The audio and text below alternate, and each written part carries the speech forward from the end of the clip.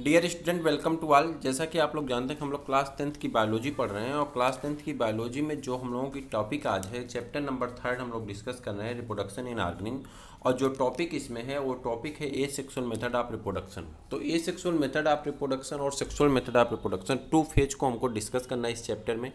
लेकिन asexual method of reproduction का एक और पार्ट होता है जिसका नाम होता है वेजिटेटिव प्रोपेगेशन। हालांकि वेजिटेटिव प्रोपेगेशन को किसी किसी बुक में डिफरेंट पार्ट के रूप में रखा है, थर्ड पार्ट के रूप में रखा है, लेकिन यहाँ पे हम लोग उसी में ए सेक्सुअल मेथड ऑफ रिप्रोडक्शन के अंतर्गत इसको भी पढ़ते हैं। Clear.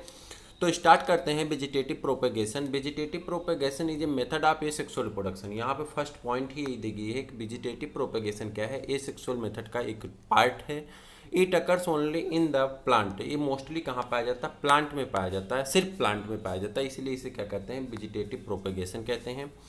In vegetative propagation new plant are obtain from the part of the old plant. कह रहा है जो वेजिटेटिव प्रोपेगेशन होता है इसमें नए प्लांट जो मिलते हैं वो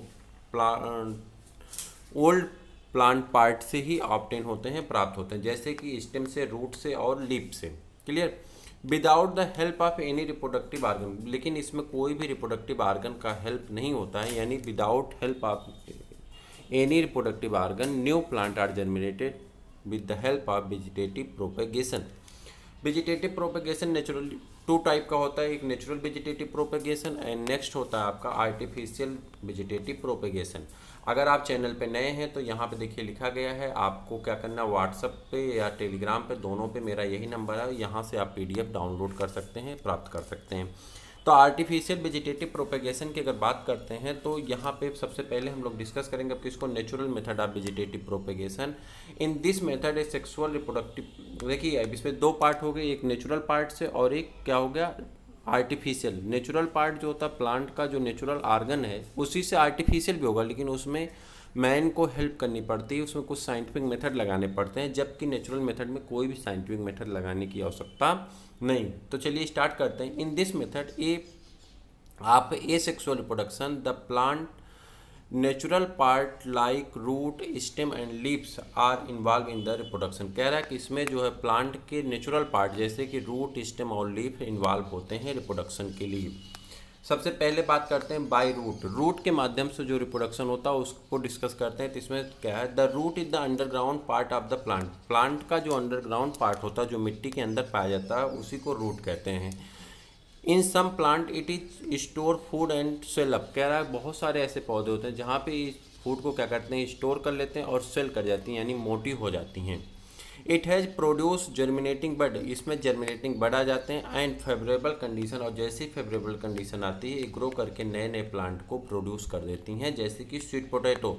स्वीट पोटैटो क्या होता है, स्वीट पोटैटो में जैसे कि आप जानते हैं इसे शकरकंद भी कहते हैं, या शुद्ध हिंदी में इसे गंजी कहते हैं, नॉर्मली हिंदी में, शुद्ध हिंदी में शकरकंद कहते हैं। तो इसकी बात कर लें तो इसमें क्या होता है कि ये एक मान लीजिए पार्ट है, और इसी पार्ट में क्या होता है कि इसको कुछ आई बड हो जाते हैं, जो आई जैसे बड होते हैं, जैसे पोटैटो में आपने आई देखा होगा वैसे इसके बड हो जाते हैं, और जब इसको मिट्टी में डाल दिया जाता है तो एक उग करके एक नए नए पौधे को विकसित कर देता है। इस प्रकार के रिप्रोडक्शन को क्या कहते हैं, वेजिटेटिव, नेचुरल वेजिटेटिव प्रोपेगेशन कहा जाता है। बाय स्टेम, स्टेम के माध्यम से भी रिप्रोडक्शन होता है। कुछ स्टेम के पार्ट ऐसे हैं जो रिप्रोडक्शन में हेल्प करते हैं, जैसे कि आपका बाय स्टेम में अगर देख लें तो बाय स्टेम में आपका आ जाता है स्टेम टू पार्ट से टू पार्ट के स्टेम पाए जाते हैं प्लांट में। एक होता है जो कि ऑन द सरफेस, सरफेस के ऊपर स्टेम पाए जाते हैं, और एक होता है अंडरग्राउंड स्टेम। टू टाइप के स्टेम होते हैं। जो ऑन द सरफेस स्टेम होते हैं वो तो सभी स्टेम ऑन द सरफेस होते हैं, जैसे कि मैंगो है, इसका उसका, ठीक है, मैंगो है, नीम है, पपाया है, ये सब। लेकिन जब आप जानते हैं कि अंडरग्राउंड स्टेम की बात होती है तो उसमें सिर्फ और सिर्फ कौन से आते हैं, जैसे ट्यूबर है, ट्यूबर फार्मेशन पोटैटो है, ठीक है, उसी तरह से राइजोम फार्मेशन जिंजर है, बल्ब फार्मेशन ओनियन और गार्लिक है। तो यहाँ पे बात कर रहे थे ऑन द सरफेस, तो सरफेस पे एक प्लांट होता है जिसका नाम कहता है क्रीपिंग प्लांट। हर्बेसियस प्लांट होता है क्रीपिंग प्लांट। क्रीपिंग प्लांट में जैसे कि घास है आपका, ठीक है, और कुछ प्लांट आते हैं जो क्रीपिंग करते हो, यानी ज़मीन पे रेंगते हुए चलते हैं, ठीक है। तो इसमें आ जाते हैं सम क्रीपिंग ग्रास, जैसे कि क्रीपिंग प्लांट में जैसे कि grass grow on the field, field में ग्रो कर जाती हैं। After rain from the dry, जब बरसात होती है और उसके बाद फिर क्या होता है, मौसम सूख जाता है। Old stems of grass plant present in the field, कह रहा कि ओल्ड स्टेम जो पुराना स्टेम था वो तो मिट्टी के ऊपर पड़ा ही है, पहले से घास लगी है, बरसात होने के बाद वो घास तो ख़त्म नहीं होगी, घास तो रही जाएगी। लेकिन क्या होता है कि बारिश हो गई, जैसे अब यहाँ सपोज करते हैं कि घास का एक हिस्सा है, घास रेड नहीं होती है, ठीक है, ग्रास रेड नहीं होती, बस समझ लीजिए ग्रास का एक हिस्सा है। अब इस पर क्या हुआ कि इसके छोटे छोटे इसमें बड होंगे, छोटे छोटे लीफ होंगी, ये इस तरह से अपना फैला पड़ा हुआ है यहाँ पे, क्लियर। अब इसके बाद क्या हुआ कि बारिश हो गई, और जब बारिश हो गई, रेन होने के बाद क्या हुआ कि बारिश हो गई, बारिश होने के बाद इसमें कुछ मिट्टी के कण इधर उधर से बह के आ गए। ऐसी कंडीशन में क्या होता है, फिर यहाँ से छोटे छोटे बड जर्मिनेट कर जाते हैं, अब यहीं पे रूट जर्मिनेट हो जाती हैं। अब यहाँ पे जब रूट जर्मिनेट हो गई तो अब यहाँ से चाहें तो आप इस पीस को अलग कर सकते हैं, और अलग करके इसे ले जाकर दूसरी जगह लगा देंगे तो जर्मिनेट कर जाता है, क्लियर। उसी प्रकार से अगर इसको नहीं ले जाएंगे तो फिर बरसात के बाद क्या होता है, यहीं से फिर नए नए तने निकलेंगे, फैल जाएंगे, और यहाँ पे घास की संख्या बहुत ज़्यादा यानी ग्रास की संख्या बहुत ज़्यादा बढ़ जाती है, क्लियर। तो आगे बढ़ जाते हैं। तो इस प्रकार से ये फील्ड के ऊपर जर्मिनेट कर जाते हैं। इस प्रकार के जर्मिनेशन को क्या कहते हैं, वेजिटेटिव प्रोपेगेशन कहते हैं। सेकंड होता है अंडरग्राउंड स्टेम। कुछ अंडरग्राउंड स्टेम होते हैं, जैसे कि ट्यूबर, पोटैटो जो होती है वो ट्यूबर फॉर्मेशन में होती है, यानी वो ट्यूबर बन जाती है, एक गांठ के रूप में बन जाती है। उसी प्रकार से आपकी अदरक होती है, और उसी प्रकार से ओनियन और गार्लिक होते हैं। लेकिन मेनली आपको किसको पढ़ना है, ट्यूबर को पढ़ना है, बस एग्जाम्पल में इन सबको याद रखना है ताकि आपसे कभी पूछा जाए तो आप बता सकें। ट्यूबर फार्मेशन क्या होता है, मान लो कि ये पोटैटो है, पोटैटो के रेनी सीजन के बाद आप देखेंगे आपके घर पे जो पोटैटो होंगे उस पर ऐसे छोटे छोटे जहाँ जहाँ ग्रूव होंगे, उस ग्रूव से जहाँ जहाँ गड्ढे होंगे आलू में, वहाँ से छोटी छोटी आई बड निकल आती हैं, ठीक है, उन्हें आई कहते हैं, आलू की आँख कहते हैं। जब ये आलू हो गई, ये पोटैटो है, इसमें आई आ गई, ये आई अब क्या होता है, इसे कट कर दिया जाता है, और कट करके इसे मिट्टी में डाल देते हैं, तो दोनों पार्ट जर्मिनेट करके नए नए पौधे को जर्मिनेट कर देते हैं। कभी कभी क्या होता है, पूरे पार्ट को डाल देते हैं और जर्मिनेट कर जाता है। उसी प्रकार से आपकी यहाँ पे ये सपोज करते हैं कि क्या है, आपकी ओनियन है, और ओनियन में क्या होता है कि यहाँ पे जो ओनियन के सेंटर पार्ट में बल्ब फार्मेशन स्ट्रक्चर होता है, बल्ब जैसा, और ओनियन पार्ट में सेंटर पे जर्मिनेटिंग बड पाए जाते हैं, और ये जर्मिनेट करके नए नए ओनियन के प्लांट बना लेते हैं। साथ में गार्लिक में भी होता है, गार्लिक के जितने पीसेस होती हैं, छोटे छोटे गार्लिक के पीस, ये पीस क्या होते हैं, जर्मिनेट करके नए नए पौधे जर्मिनेट कर सकते हैं। तो the tuber is the thickened underground stem of the plant which is swollen with stored food. कह रहा है कि यह थिकेंड पार्ट होता है, अंडरग्राउंड स्टेम होता है, और यह फूल जाता है। The tuber has number of buds, tuber में नंबर ऑफ बड्स पाए जाते हैं, जिन्हें कि नॉर्मली क्या कहा जाता है, आई कहते हैं। On the tuber grow in the new plant, ये जर्मिनेट करके नए प्लांट बना लेते हैं। When the old tuber is planted into the soil, कहाँ पे, जब इन्हें मिट्टी के अंदर, पुरानी आलू को कहाँ डाल देते हैं, पुरानी पोटैटो को मिट्टी के अंदर डाल देते हैं, तो जर्मिनेट करके नए नए पोटैटो प्लांट को जर्मिनेट कर लेते हैं, और नेक्स्ट प्रोजनी में चली जाती हैं, और नेक्स्ट जनरेशन में जाने के बाद वहाँ पे बहुत सारे क्या हो जाते हैं, पोटैटो के प्लांट आपके विकसित हो जाते हैं। जैसे कि देखिए, इसे पोटैटो बट आई कहते हैं, इसे क्या कहते हैं, पोटैटो आई कहते हैं, क्लियर।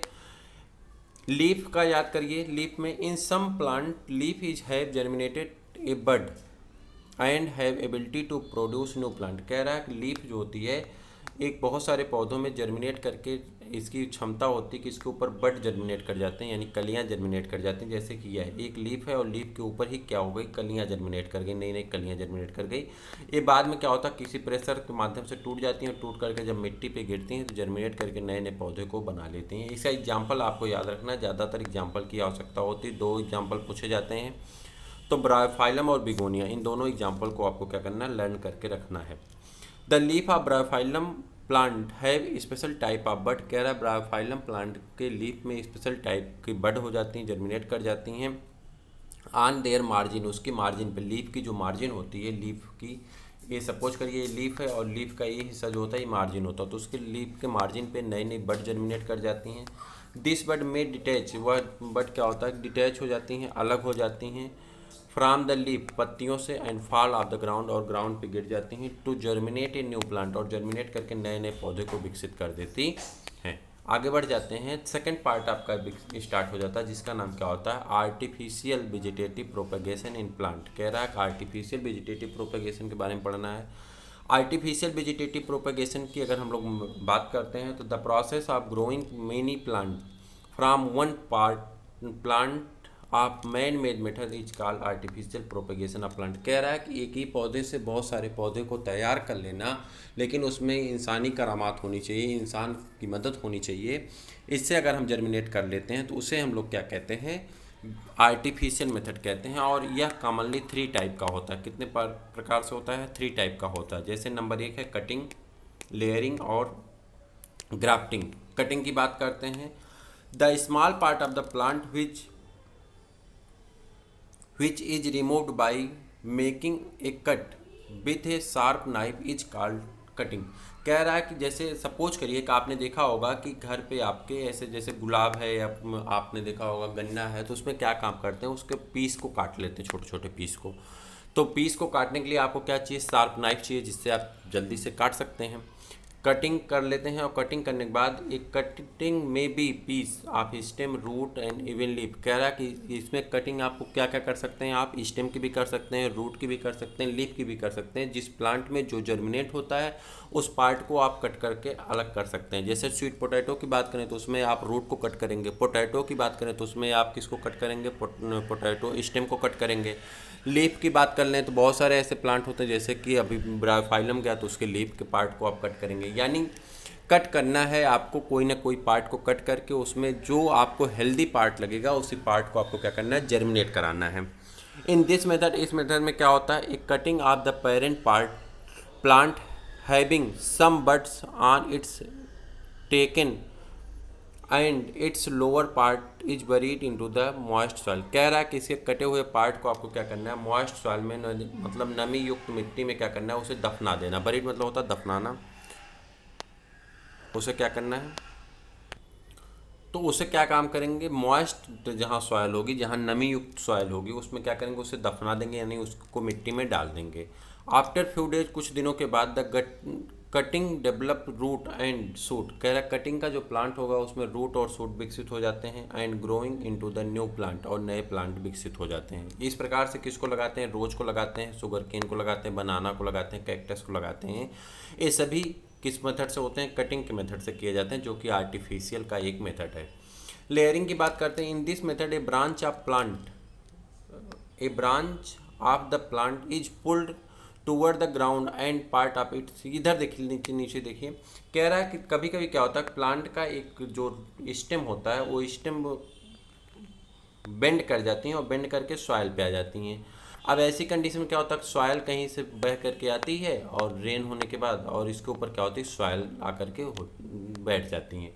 जब इसके ऊपर सॉइल बहुत ज़्यादा हो जाती है तो ऐसी स्थिति में क्या होता है कि यहाँ पे नई नई रूट विकसित हो जाती हैं, और प्लांट का ऊपर का पार्ट तो ऊपर था ही। अब यहाँ पर रूट होने के बाद आप क्या कर सकते हैं, इसे पेरेंट पार्ट से अलग कर सकते हैं और नए प्लांट को विकसित कर सकते हैं। तो इसी प्रकार के रिप्रोडक्शन को क्या कहते हैं, लेयरिंग कहते हैं। तो कह रहा है इन दिस मेथड, इस मेथड में a branch of the plant is pulled toward the ground. कह रहा है वो झुक करके कहाँ चली जाती है, ग्राउंड पे चली जाती है, and A part of it is covered with the moist soil. और इसका ये पार्ट किससे कवर्ड हो जाता है, मॉइस्ट सॉइल से कवर्ड हो जाता है, लीविंग टू टिप, और इसकी टिप बची रह जाती है, इसकी टिप पे कवर्ड नहीं होता है, टिप बची रह जाती है। Of the branch expose above the ground, ground पे गिरने के बाद। आफ्टर समडे, कुछ दिनों के बाद, new root develops from the part of the branch buried of the soil. कह रहा है वहाँ पे एक नई रूट डेवलप हो जाती है, किस पार्ट में, जो मिट्टी के नीचे दफनाई गई थी या मिट्टी के नीचे दबी थी, उसमें एक नई रूट विकसित हो जाती है। The branch is then cut off, उस ब्रांच को कट कर लेते हैं, from the parent plant, parent plant से उसे अलग कर लेते हैं। The part of the branch which has develops root, उस प्लांट के रूट डेवलप हो जाती है। Grow to becomes a new plant, और नए प्लांट का जन्म हो जाता है। इस प्रकार से किस में होता है, जैस्मिन में होता है, स्ट्रॉबेरी में होता है, लेमन में होता है, और हिबिस्कस में भी होता है। क्लियर। ग्राफ्टिंग की बात करते हैं, grafting is the method in which the cut stem of the two. अब देखिए इसमें क्या होता है, ग्राफ्टिंग में पूरी तरह से ये एक प्रकार से डिपेंड करता है कि इंसान कैसा चाहता है। जैसे मान लीजिए कि हमारे पास एक प्लांट है, ये मैंगो का प्लांट है, और ये मैंगो का कैसा प्लांट है, देसी प्लांट है, जिसमें आपके छोटे छोटे फल होते हैं लेकिन लकड़ियाँ खूब बनती हैं। और यहाँ पे एक प्लांट है जो दशहरी है, और इसका आम बहुत अच्छा होता है, लेकिन इसका मैंगो, इसका फ्रूट जो होता है बहुत बेहतरीन होता है, लेकिन इसमें वुड का फार्मेशन नहीं होता। अब हम ऐसे ऐसे प्लांट की आवश्यकता है जो डिजीज रेसिस्टेंसी हो, जिसमें वुड का फार्मेशन ज़्यादा होता हो, और फ्रूट्स भी अच्छे विकसित होते हों। ऐसी कंडीशन में हम क्या करेंगे, इसमें मैचिंग कराएंगे दोनों को। तो पहले उसका पार्ट लेंगे, हमको फ्रूट कहाँ मिलेगा, फ्रूट हमको स्टेम में मिलेगा, और वुड जो होगा, फ्रूट हमको क्या होगा अपर पार्ट में मिलता है, ठीक है, और स्टेम के जो इनर पार्ट होते हैं, नीचे के पार्ट होते हैं, उसमें हमको क्या मिलता है, तो हमको मिलता है वहाँ पे वुड। तो ऐसी कंडीशन में हम क्या काम करेंगे, इनकी मैचिंग करा देंगे। यानी देखिए यहाँ पे मैचिंग कैसे हो रही है, ये ऊपर का जो पार्ट है इसे सियान कहते हैं, जो स्टेम का पार्ट होता है और जो रूट का पार्ट होता है इसे स्टाक कहते हैं। इन दोनों को ऐड कर देते हैं और इसे टाइट कपड़े से बांध देते हैं, उसके ऊपर जो है क्या करते हैं, मिट्टी लगा देते हैं, जिससे वहाँ पे एयर नहीं जाती, कुछ दिनों में दोनों पार्ट आपस में जुड़ जाते हैं। हाँ, इसमें एक ही चीज़ होती है कि दोनों एक ही स्पीसीज के पौधे होने चाहिए, यानी दोनों मैंगो के ही होने चाहिए, दोनों गुआवा ही होने चाहिए, दोनों एप्पल ही होने चाहिए। अगर दूसरे स्पीसीज के प्लांट होंगे तो ये आपस में बाउंड नहीं करते, यानी जुड़ते नहीं हैं।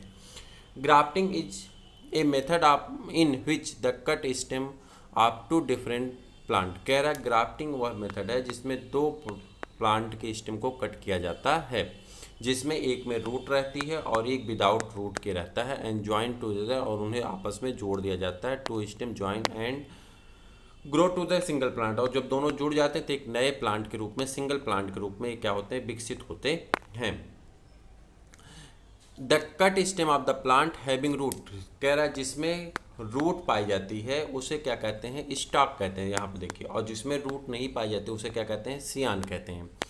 द सियान is placed over the stock, कह रहा सियान को ले आते हैं और किसके ऊपर प्लेस्ड कर देते हैं, स्टॉक के ऊपर प्लेस्ड कर देते हैं। The cut surface of the scion and stock are fitted together and bound tightly with the piece of cloth and covered properly with the polythene sheet, prevent harmful infections by bacteria or fungus, and lose the water and plant safe from the cut and jointed into the stalk and stem। कह रहा क्या काम करते हैं कि इसमें हम इसको ऐसे जोड़ दिए, ऐड कर दिए, सपोज करिए, रुकिए एक सेकेंड, इसको ऐड कर दिए हमने, और ऐड करने के बाद हमने क्या हुआ कि इसके ऊपर टाइटली कपड़े से हमने इसको बांध दिया, मुस्लिन क्लॉथ से बांधा, उसके ऊपर इसके ऊपर पॉलीथीन लगा दिए ताकि इसमें कोई बैक्टीरिया और वायरस प्रवेश ना कर पाए।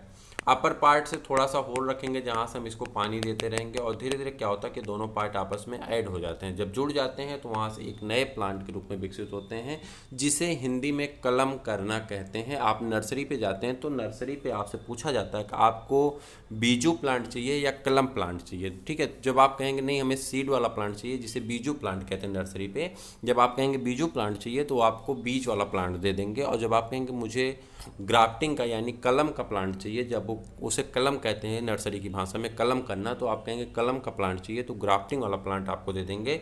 तो उसमें आप देखेंगे कैसे एक ब्रांच निकली रही एक साइड में, और यहाँ से एक नया पौधा विकसित होकर के एक नई ब्रांच आगे बढ़ती रहती है, और ये सूख गई रहती है, यानी ये कट करके इसको जोड़ा गया है। Clear. Advantage of artificial vegetative propagation, कह रहा है इसका एडवांटेज क्या है आर्टिफिशियल वेजिटेटिव प्रोपेगेशन का, तो इसको हम लोग देख लेते हैं। The new plant produce by artificial vegetative propagation will be exactly like the parent plant, कह रहा है कि इसमें जो नया प्लांट विकसित होता है वो एकदम अपने पेरेंट प्लांट की कॉपी होता है। एंड एनी डिजायरेबल फीचर, और अगर हम जिस डिजायरेबल फीचर की हमको नीड है हम उस तरह का प्लांट को क्या करेंगे, विकसित कर लेंगे। जब अपने से ही विकसित करना है तो अच्छे प्लांट को विकसित करेंगे। प्लांट विल बी, यहाँ पे बिल कर लीजिए, WILL, will be replicated in the new plant, और वहाँ पे नए प्लांट को हम क्या करते हैं, विकसित कर लेते हैं। Many plant can be grown from just one parent plant by artificial propagation, कह रहा है आर्टिफिशियल प्रोपेगेशन के द्वारा कई प्लांट, बहुत ज़्यादा पौधों को एक समय में विकसित किया जा सकता है। We can also get seedless plant, हम विदाउट सीड के प्लांट को भी विकसित कर सकते हैं, जिसमें सीड नहीं बनती है, उस प्लांट को अगर हम चाहते हैं तो यहाँ पे विकसित कर सकते हैं। तो सीडलेस प्लांट को भी विकसित करना हो तो आर्टिफिशियल मेथड से हम विकसित कर सकते हैं, यानी डेवलप कर सकते हैं। तो ये था आपका पार्ट। अब आपका एक मेजर एक इम्पॉर्टेंट टॉपिक बचा है जिसको हम लोग दूसरे वीडियो में डिस्कस करेंगे, जिसका नाम है टिश्यू कल्चर। हालांकि ये पार्ट इसी का है वेजिटेटिव प्रोपेगेशन का, लेकिन मोस्ट इम्पॉर्टेंट टॉपिक है, तो मोस्ट इम्पॉर्टेंट टॉपिक को हम लोग सेपरेट कर लेंगे। बाकी सभी एक एक नंबर, दो दो नंबर के हैं। जब आपको डिस्क्रिप्टिव क्लास होगी तो आप जानेंगे, उसमें जब आप देखेंगे ना तो आपको सब कुछ लर्न हो जाएगा। एक बार यहाँ पर आप पढ़ेंगे, एक बार डिस्क्रिप्टिव क्लास में जब आप देखेंगे, वीडियो देखेंगे, तो उसमें सब कुछ आपको लर्न हो जाएगा, आपको उसको कुछ पढ़ने की जरूरत नहीं है। मेजर जो यहाँ पे आपको डिफ़िकल्टी आने वाली है वो डिफ़िकल्टी आएगी टिश्यू कल्चर में, क्योंकि यहाँ पे कुछ नई चीज़ें हैं जिससे आपने ना तो सुना है ना तो देखा है। तो इसे समझने के लिए आपको टिश्यू कल्चर को स्पेशली पढ़ना होगा, जिसे हम लोग नेक्स्ट वीडियो में डिस्कस करते हैं। तो आज का वीडियो यहीं पे ओवर होता है, फिर हम लोग मिलते हैं टिश्यू कल्चर वाले वीडियो में। तब तक के लिए इजाज़त दीजिए।